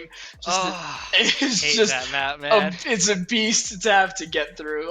So again, both these teams, as they kind of start to sit on it a little bit, trying to really feel it out. We'll see what Northwood decides they think is best. But yeah, you're right. I mean, the push, the sort of tug of war, the imbalance there is a lot different than what we've seen so far in the hybrid and the control this far. Yeah. And we'll have to see also if they're able to do it. Both Vega and I'm so sorry, but I forgot Rutgers' support name. But both of them with the Transcendence has been frame Neutral. perfect neutral. Yeah. Thank you. Neutral every single time. They're frame perfect Zenyatta ult, and we saw how important those are and how important the two supports just are clashing with each other. The one time neutral did a misplay and wasn't able to properly ult, we saw Northwood do an amazing push, and the one time that Vega ulted just to save himself from the Tracer bomb, we saw how Rutgers was able to push back and hold the line off of that alone. Just such a game-changing ultimate in being able to make use of those little mistakes is just what holds these teams at such a high level. It's crazy, man, because it really at the end, we're going to be able to look at this and really pinpoint it down to one or two plays that swung the momentum in favor of the other team. As we are now getting started here, we do not have a push map. Oh, We're on seems I was Circuit wrong. Royale for push. Sorry, not for Well, push, but for escort. yeah. Sorry, it's a similar thing. It is what it is. But as we see now, Haven coming out here on the Widowmaker for Northwood, and that's going to make things very dangerous here again in these longer sight lines here of Circuit Royale. Let's see what they're able to do to kind of try to get some space. Northwood hanging pretty far back. Rutgers going to use that to take some advantage here, get this thing kicked off very fast. Now, we do see Northwood starting off with two snipers, a very good position to put themselves in, as there are so many great balconies to hide from on this map and very good points to hold, as both we saw Boat in the last game able to hit some amazing headshots on the Hanzo, and Haven, I haven't seen him on the Widow just yet, but we'll have to see if he's able to make any of these big picks. And as I say it, there goes Parzival, able to get a very quick, very nice headshot on it. Now he just has to get a pick on anyone else who peeks their little heads. That's all he's trying to do, and all they need to do to hold the payload. As though the map is very heavy on ledges, as soon as they get to that first checkpoint, they have to switch off those snipers because there's so little to hide. Yeah, you're absolutely right. And it looks like Northwood has kind of allowed Rutgers to funnel themselves into this bridge area where they are now going to try and pick them off as they come in. But this does allow Rutgers to kind of try and rotate to that high ground and take advantage here. So definitely a little bit of a dangerous position from Northwood. And as I say that, there goes Haven finding neutral, just clicking on heads. And that is going to be the one to look out for. Certainly oppressive Widowmaker play. Very viable here on the Circuit Royale map. Iron Man, though, I do want to add on that he switched over to the Genji from the Sombra that he was on earlier. A very interesting push, as I could just be wrong on this, but I haven't seen Genji in any of these matches, as he does not mess the best with any of these comps, especially as neither team have the Ana to really nano boost him and give him that big edge that he needs. But who knows, he might be able to just slash into the backline and get the picks that he needs, as both the Widow and Hanzo only have one form of escape that they can really get out if Genji ever jumps onto them. Yeah, you're very right, my friend. Yeah, Genji a little bit less viable. Was really strong at the beginning of Overwatch 2 when it was first released, but has gotten a couple nerfs out of existence. But I understand. I mean, Haven on that Widowmaker, nobody better to dive on a Widowmaker with than with Genji, right? So we'll see what they're able to do. It's certainly going to be interesting to kind of try and watch that matchup as we see CJ, we've been calling his name out all day, gets that window down to try and will Northwood forward a little bit more, or really try and repel Rutgers from their push. The Runic Flux comes out as well. Yeah, but Transcendence from Vega is able to just cancel everything that he tries to do. And we do see as Ace get picked, a stack expected to go in the favor of Rutgers, but Northwood just team kill in response. Jeez, very nicely played. Now both Boat and Tap have the will of the Dragons ready to be used, as the arrow can be a very big change, especially in this funnel of a map. Both of them can make very heavy use of that. And it's just a question of who can do it first, as neither teams have a D.Va, so neither team can really truly block the ultimate. So now it's just a question of using it at the right time and in the right moment. Yeah, and it's starting to become a little bit clearer why Northwood may have picked this map. They've played this defense exceptionally well so far. Again, allowed Rutgers to funnel themselves into this position right here. Iron Man trying to get in, put some pressure on Haven, but just gets put down immediately, just gets punished for that aggression. And now Northwood is starting to find some room. The Dragons comes out to zone off point. The Trance does come out from neutral to try to keep Rutgers alive. Yeah, but I don't know if it's going to be enough in this time, Tom. It is just not going to be enough for them, as 3, 2, 1, the timer goes down and overtime goes ticking down like a fuse on the bomb, and it just blows up straight in Rutgers' face, as they're only able to get 57 meters out of this, unable to even get to that first checkpoint. Yeah, man. I mean, just very, very well done by Northwood. I just really textbook defense there. Again, the mechanics of their DPS line, Haven and Boat, with that double sniper is something that can go very wrong, but it's just put full faith in them to hit their shots, and hit their shots they did. Northwood now with a very short push to try to go ahead and extend this thing to 2-1 and put themselves in a position to win the series. You said it best, my friend. They are just trying to play with what they are most comfortable with. Yeah. And we'll have to see. Haven and both of them, I've seen them on snipers throughout the previous maps, but I haven't seen Tap play anyone but the Tracer recently. So the question is just going to come down to, can he hit the headshots like Haven and Boat have been? Or are they going to really turn it around, show that it's just high ground and not skill, and see if they can maybe just show them up on Rutgers' side? Yeah, no, absolutely. And I mean, Circuit Royale, just how open it is, how many opportunities there are, this is what you expect to see, right? As you see Tap, you called it out, right? You haven't seen anybody really but on that Tracer just yet. A little bit more mobile DPS. And now we see Tap moving on to the Widow, again, one of the standout performers of the series that we expect The to see. chat very nicely I said Haven with the luckiest shot in the world, it seems. Oh, I just love it so much. It's just, You know? the way that these guys just play the game is just so fun to watch all the time. You It's know, just super different. they're able to have fun, you know? Doesn't matter what position they're in, they still just try to have fun with it. Absolutely, man. But with that being said, $10,000 prize pool on the line. They will probably put fun aside for a moment here now as Northwood starts to get aggressive, push forward. Rutgers adopting a pretty similar defensive strategy, allowing them to try and push underneath this bridge here.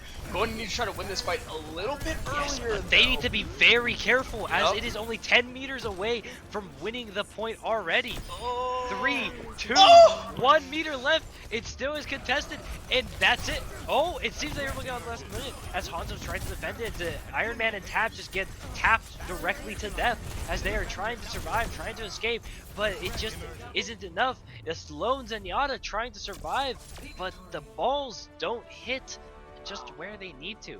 A very, very quick swap on Northwood. The googly eyes, man. With the Widowmaker too. I mean, I'll say it again. You very clearly see why Northwood deferred to this Circuit Royale map for Escort. They did a great job and played it masterfully. Their pressure was just too great here on offense for Rutgers to overcome. I mean, they were just able to find the picks and coordinate it so well. Northwood now moving up to 2-1 in this series, and they are on the cusp of competing in this Intel Inspires finals, heading down to Arlington. Tom. Oh yeah, and you know that prize pool you mentioned earlier, the $10,000. Listen, they are college students. That could buy you at least one textbook, man. You have no idea how impactful that can be. Dude. That one textbook, dude. We both know what it's been like. We both have gone through it. It is not pretty seeing that $1,000 for a textbook. You're trying to tell me, man? Yeah, either $1,000 for the textbook, or that'll buy you some great off-campus meals too. All right, that $1,000 will go a long way, one way or another. Northwood now staring down the barrel again of heading down to Arlington, looking very strong, really cementing their place here as one of the top teams in this tournament, as one of the top teams in the country, by extension, one of the top teams in the world. Looking very good. Rutgers now on the back foot once more. Again, we talked about it a little bit coming into this. They had not dropped a single map this entire tournament, and now they are on the cusp of getting eliminated from this tournament here, Tom. Yeah, and it is that underdog story that I was talking about earlier. Northwood having that history in Rutgers, like you said, not dropping a match. They came into this match confident, and we saw that confidence come out in the second game. But Northwood was able to regroup, get that mental back in it, and play to their comfort. And to the comfort they did, comfortably winning that round, not even in the first checkpoint for the first map. Just very clean sweep, as now Rutgers has, I believe they have map choice here, right? That is correct. Yep. As the losers, they will go ahead and pick the map. Northwood does pick the side, whether they will be attacking or defending first. So again, going into this next round, it's going to be crucial for Rutgers to get a good pick here. And something that I didn't get to talk about a little bit heading into this game is that Northwood and Rutgers have actually met before this season. Northwood becoming out as the victor. So these teams do have a little bit of history with one another. And I mean, it really, again, cements Rutgers as this underdog, try and get one up on Northwood once more. But again, playing for their life now heading into this tournament. They'll be looking at a 4th place exit if they are not able to go ahead and win this map up short up right now, Tom. Yeah, that is definitely true, and we'll have to see. I do want to point out, like you said, CJ saying his name over and over again, just always able to get the good ults, and Vega as well. As I did point out the previous game, that game was decided at the end of it by just who would use the Zen ult first. And it just ended up being Vega able to use it properly, with Neutral not being able to match it just as well. And that was the turning tide that they needed. But I also do want to add on, Ajax there has been trying very heavily with his debris throw on Sigma, able to get some very nice stuns. But at the end of it, Haven and Boat were just too far away to even do anything. He was able to stop one bullet, but the bullet comes right after they get up. Dude, well, and that's you're right. And This is one of the craziest things to see again at this level of Overwatch with how high this pace is, right? It's just how you were able to react to pressure being put upon you, right? And how you were able to put pressure onto the other team.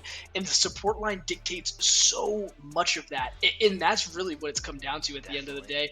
I mean, we talked about some of these perfectly timed lamps by CJ for Northwood that's able to just kind of single-handedly keep the team alive. As we see now, we were talking about it a little bit, but here we And are is there it coming is. down to push Coloseo Oh no! for match point for Northwood. This is going to be interesting to see, Tom. Kyler, I don't know if my lungs can handle this. There's so much action with such a long map and such long timers. I'm going to be taking in deep breaths every single fight. Dude, just breathe, cycle those breaths, man. Yeah, we might be here for a minute watching this game. Rutgers knows that their back is against the wall. They need to do whatever they can to win this game, and they are coming out with the comp that has worked for them as of thus far. Everybody playing to their strengths. Neutral and Parseval staying on that Zen and that BAP support line. But an interesting note as we see CJ staying on that Baptiste, but Vega now switching over to the Lucio. That Ramattra coming back out as well as both teams start to engage each other here. Tom, here we go. Just instant fire. Now, I do want to add one thing during the chaos. We do see Tap back on his comfort pick with the Tracer, but we do see a very interesting switch up coming in on Northwood side as Haven is put on the Hanzo this time and Boat on McCree rather than what the vice versa has been in the previous rounds, as Haven and the Tap are just fighting back to back, neck and neck. Tracer being a little nuisance, flying around him, trying to move anywhere, but the arrows are just going through and flying around, trying to connect and hit anyone. That one pick can make a massive difference for the result of this bot push as he just walks back and forth, staggering between the two walls. Now that as the bot is going towards Rutgers side a little, they are trying to see if they can push anything, and the Lucio is going to be having a lot of healing as Cowman just isn't dying right now.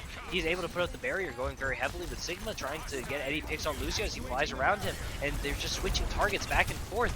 No one has died just yet, which is just insane to me. There's so much fighting, so much power as I give Sage CJ. How? Dude, he is an animal. I do want to point out, Iron Man was able to find a pick there early on in that fight. Rutgers did get the first one, but Northwood has rebounded magnificently as we do see the window that came out by CJ. Now both teams trying to get back, but there goes Tap. We were talking about them a little bit earlier. Is able to find two, but does get put down by Haven. Rutgers now looking to try and put some points on Ajax the board. does have Graviton Flux. Sorry to cut you off there. I just wanted to point that out. Absolutely. No, it's right. And there it goes. You called it out at Yes. the perfect time. Isn't able to find anybody with it just yet, but it is enough for Rutgers to now start to extend their lead in this crucial game 4. Definitely, we do see the Sigma Ajax walking up, just trying to melee, see if he can get any picks on them, but the barrier just goes through and is able to save them on it. Deadeye is there, and also High Noon ready to be popped whenever he feels like it. Though with both Tap and Iron Man being on such mobile character, he's going to have a really hard time being able to hit anything with it. Yeah, and we talked about those crucial moments where momentum just swings in one direction, and Rutgers overextends just a tiny bit, overestimated the spawn time for Northwood, and Northwood takes advantage immediately, and now they are on the front foot.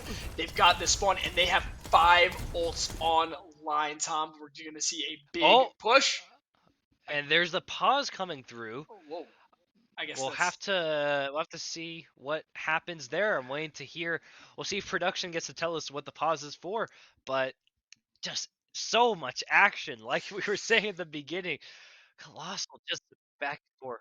Yeah, just All right. Yes, Seems to be tech issues. a little bit of tech issues. Yeah, just trying to get the PCs back running. But yeah, no, Tom, please. It has been absolutely absurd as of thus far, my friend. It has been a very intense game, seeing back and forth. I want to point out Cowman and Ajax, both of them on Sigma. We see them as they are grouping with the team, but they also go on their own little missions every once in a while. We saw Ajax over there trying to get the individual picks on both Haven and Boat at the same time, but it just didn't work out in the end. And as the pause returns, I do want to point out that Boat just gets High Noon, but he can't do anything as Neutral just plays with him. Big Throwing trance! balls left and right. The trance goes through, but CJ is able to kill Tap in response, and we have another barrier coming through from CJ. CJ, Oh my how God. do you do this? This is insane, man. I mean, ult's just flying out from everywhere right now. Cowman putting the Annihilation down as well, trying to put, again, Northwood on the front foot, and does so by finding Ajax. Northwood now coming up to this first spawn, this first forward point, trying to lock down a forward spawn for themselves, and they are just marching ever forward to that point, 2 meters and closing, and they are going to get it right now. Tom, Northwood dumping ults to win that fight, but certainly worth it here. Beautifully done from there too, but both Haven and Iron Man do have the ultimates ready to be popped whenever it is, and as I say that, not a moment later, we see the two dragons dance against each other. Only one of them is able to find someone as both gets caught. The second he switches over to Genji, and the gravitational flux goes up, is able to get Cowman. That is no tank on Northwood's side, as Ajax is able to just run at CJ, trying to survive, but the AoE balls are just able to kill him every time. Yeah, no, I mean, very, very well done there by Rutgers to go ahead and try and reclaim this again, swing that momentum back in their What was forward. that? North neutral now just trying to take over on this Zen, putting out an absolute ton of damage. You know, sometimes I see professional level plays, and other times I'm just scratching my head thinking, what was that? Dude, it has just been so back and forth thus far. Northwood took a pretty commanding lead on that push again, activated that forward spawn. Now Rutgers has a lot of ground to make up here, but now trying to do what they can to push back Parsifal, holding that amplification matrix in their pocket. CJ doing the same, seems to perennially have it, and there goes the window. Northwood now pushing forward. Alright, now I do want to point out, Cowman almost has Annihilation up. It is at 84% and climbing real fast, and the Ajax does not have gravitational flux to respond to it. The bomb goes wide as Tap is somehow able to get two. Oh my Doesn't goodness. land on a player, but the positioning is perfect as he tries to do it. But Zenyatta on the neutral is just able to kill Cowman before he can do anything. Now as Ajax pushes up trying to hit the boulder, gets another kill. Iron Man showing that he might just be the better Hanzo as they push up forward. Now with these long respawn timers, these longer arrival times, they're pushing forward. We do see Cowman still staying on the Ramontra as he does have Annihilation ready to move whenever he wants. Now, though they do know Neutral should have ultimate here, he can always just Transcendence it, but that does not mean Annihilation ends. All it means is it does not do damage. So the question is, are they going to respond to it, or are they going to hold on to something else? As Cowman just gets tapped, though Neutral is forced to pop the Transcendence right off the bat. Iron Man does have the ultimate ready to go, and there it is, popped in directly. He's able to get both right off the bat with it, but the beat is ready to drop on Vega. Kyler, this is just insane gameplay with so much happening. I have my head in my hands right now. I can barely keep up. Neutral and Tap have taken over for Rutgers right now, just finding picks from every angle, and they need them bad right now. Rutgers now closing in on this forward spawn as well. They can taste it. It's on the tip of their tongue. Tap finds another with the pulse bomb, puts Boat down now to kick this fight off and try and close this thing out. We're seeing the Annihilation now come out by Cowman as Northwood tries to slam the door on Rutgers, and it looks like they will slam it on this fight. 3 minutes now remaining in this game. Certainly not over for Rutgers just yet, but very big fight won there by Northwood. Tom. Very definitely. Honestly, Northwood, what they need to do best here is they need to just delay it. Though they might not be able to push towards the end, as long as they're able to hold the robot from reaching that 90 meters, they should be able to push the lead very heavily forward. Though the beat drop is ready to drop on Vega, and now they just wait to see as the Gravitational Flux goes through. And I do not know if the beat drop has hit anyone there. It does seem to go through, and the ultimate go through. Boat on the Sojourn with the overdrive. Oh my just God. hit 3 shots, one after another with the kill, going for his 4th. But I don't think he'll be able to get it as Sigma's running for the hills, and the absorption is just able to save him. But they still chase it down, and that is a 5K on Boat right after a switch. A very aggressive push there from Northwood. Kyler, this might be it. Boat wants this 5K very bad. Just absolutely popped off there. Insane overclock play on Sojourn. Northwood making all the plays when they need to, man. And now they are on the precipice of Arlington. They are on the doorstep. They know it's right around the corner. Rutgers doing everything they can to try to keep this up. Tap has bomb. Tap has bomb. Put it down. He Able to get finds TJ. another pick with Pulse Bomb. Tap's been a menace, but Haven is able to respond and get the trade off as well. Northwood now trying to find what they can at this point. Iron Man is able to put down Haven though, and Rutgers now trying to find the space. 1 minute and 45 seconds now though, Tom. Rutgers needs to do something, and they need to do it now if they have any chance of continuing the series. 100%, and we did see Rutgers actually switch around their comp, going on something they're more comfortable with, including actually getting off the Baptiste, as we see Parzival switched over to the Ana, a personal favorite of mine, I might add, but it's going to be interesting to see if he's able to hit the shots, as that sleep dart is very huge, but Northwood's team is able to move around so flawlessly that you need to hit that 1 in a million shot, and I don't know if they can do it, Kyler. I don't know if they can hit that shot that sleep dart needed to win the fights. It's tough, man, and I mean, you see now Ajax swapping onto the ball to kind of help with mobility, right, trying to get there, and you immediately see Boat swap onto the Sombra to shut it down. You see the hack already going down onto Ajax, staying alive though all the same, and it's going to be tough now for Rutgers to try and really stay in this, but they're doing a great job of sustaining themselves through this fight at the moment and just staying alive. Again, Ajax now trying to take this fight with Boat as the annihilation from Cowman goes down onto point. Neutral is able to find Haven, who has just been an absolute menace for Rutgers so far. Neutral has really turned Ajax it up has to another minefield. degree. And look at Tap, finds 2 again! Rutgers is able to stay in this, but we are now at the 30-second mark and counting, Tom. That is just a crazy play, seeing all this, and also Ajax still having the minefield ready to be used whenever he needs it.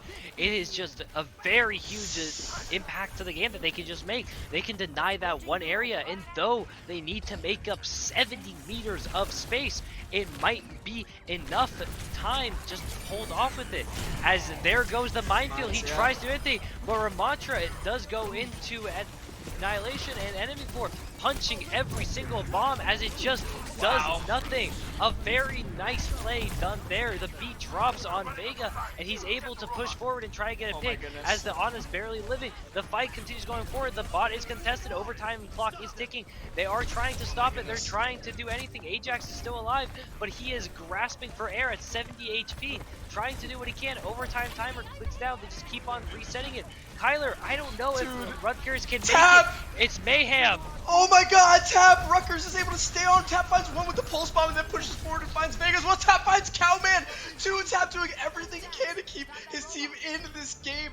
Right now, Rutgers manages They're to almost find there. a window, and they're going to go ahead. There's there, 5 meters. You're going to get the forward spawn. They still have a lot of ground to make up here in overtime, but they are not done just yet. Northwood knows they have a shot at Arlington right now. They want to put this thing away as they roll back onto point. Whoever gets this first pick is going to determine the direction of the smash. That's CJ big. Ajax. Oh my god, but Tap finds the CJ. Tap AMP finds goes him through. again. Tap gets 2. Oh. What?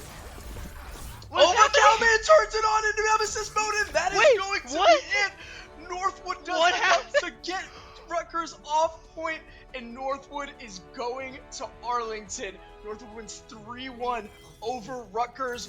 What a series! What a match! Oh my god, that was an insane game, and both definitely worthy play of the game there with his amazing 5K that he was able to pick up along with the Hanzo ultimate. It just, wow. If I could, I would love to see a replay of that final 4 seconds. That was everything happening, everyone mashing everything on the keyboard. Northwood came up on top. I thought Rutgers was able to get it with that amazing EMP they had on Iron Man. But somehow Haven and Boat clutched it together, and Vega as well with that amazing just boops off. It just, wow.